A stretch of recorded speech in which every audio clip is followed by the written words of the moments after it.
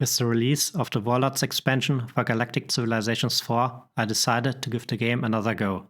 During my game, I tried to figure out how the research and manufacturing economies of my planets work, and how population, percentage bonuses, and approval interact with each other in detail for the optimal planetary output, so I could get an idea of how to develop my planets in the best possible way. Because it was quite some work to figure it out, I would like to share my findings and hope they are helpful to you too. First, I want to talk about planetary output and how it is calculated.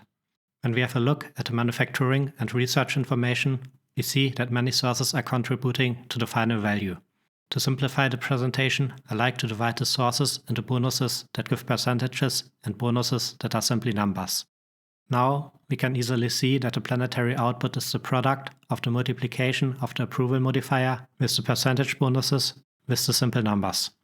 A huge part of the percentage bonuses is coming from planetary improvements. The other bonuses coming mainly from the planetary input, which is from colonies and orbital improvements, and our citizens.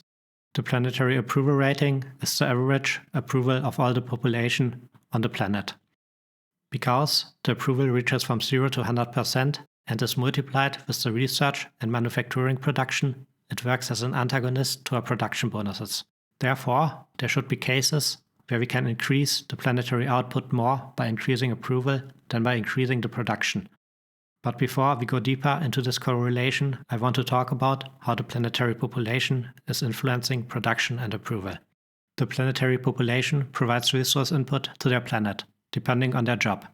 For example, workers and scientists generating inputs to planetary research and manufacturing outputs by a factor of 0.25. On the other hand, citizens provide both based on their intelligence for research and diligence for manufacturing, but only apply 5% of their corresponding stat to the planetary output. The last relevant property for this video is the approval rating of the planet's population, which is influenced by different factors. In this context, the only relevant factor is this planet is too crowded factor, because I will look at the planetary output in relation to the overall population later on. As far as I understood, approval is the sum of all approval modifiers. At least when I add percentages through entertainers, they simply add to the current approval of our individual populations. But back to the too crowded factor.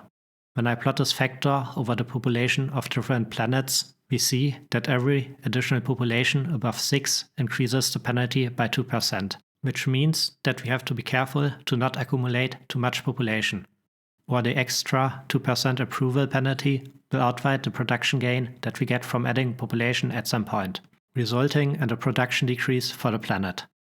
Therefore, we must find the optimal way to balance out approval and production bonuses. Now, we got everything we need to understand the interactions. Let's delve a bit deeper and look at various examples that showcase when we should increase the approval, population count, or percentage bonuses to production.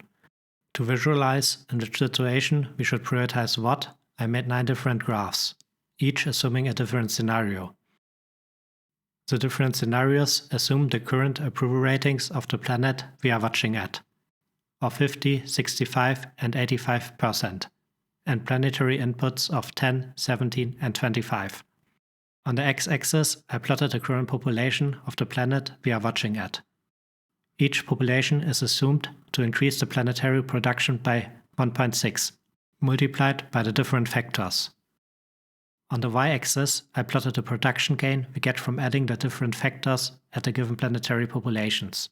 Further, I differentiated each scenario into different existing production bonuses, represented by the different shaded lines. The blue lines represent the change in planetary output by adding 1 population, and the green lines represent the change after adding 6% approval. The darker lines represent a current production percentage bonus of 200%, the next brighter line a bonus of 100%, and the brightest a bonus of 50%. At last, the brown line represents the production gain of adding a percentage bonus of 15%. First, I want to concentrate on the blue lines. Here, we see that for up to 6 populations, they all bring the same value. And of course, at higher production bonuses, they are more efficient. When we go beyond 7 workers or researchers, the gain we get from each is reduced due to the too crowded penalty of 2%. If we reach high population counts, we have to be careful that they do not decrease the planetary output, as it is the case for high planetary inputs and low approval ratings. After the 6th population, it seems to be more efficient to increase the percentage bonus of our production worlds. The value we gain by adding percentage bonuses to the planetary output seems to increase with increasing population, approval, and planetary input. But before we add percentage bonuses, we should first handle the approval rating and increase it to around 65%. After that, it seems that depending on the already existing production bonuses, it is more valuable to add production percentages or approval. At high percentage bonuses, the increase in approval seems to always be the best choice. But keep in mind that approval is capped at some point, and we should balance it out around 90 to 95%.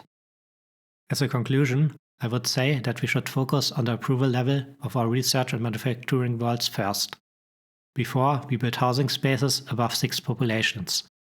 If the housing space is already there, of course, we should fill it in case it is not exceedingly more than 60 to 20 people, depending on the scenario. After the threshold of 6 inhabitants is reached, I would focus on only adding percentage bonuses to the planet and keep the approval level high until the desired manufacturing level is reached. I hope I could improve your understanding of the planetary research and manufacturing output, as I improved mine during my last game. Also, feel free to discuss my considerations. Until next time.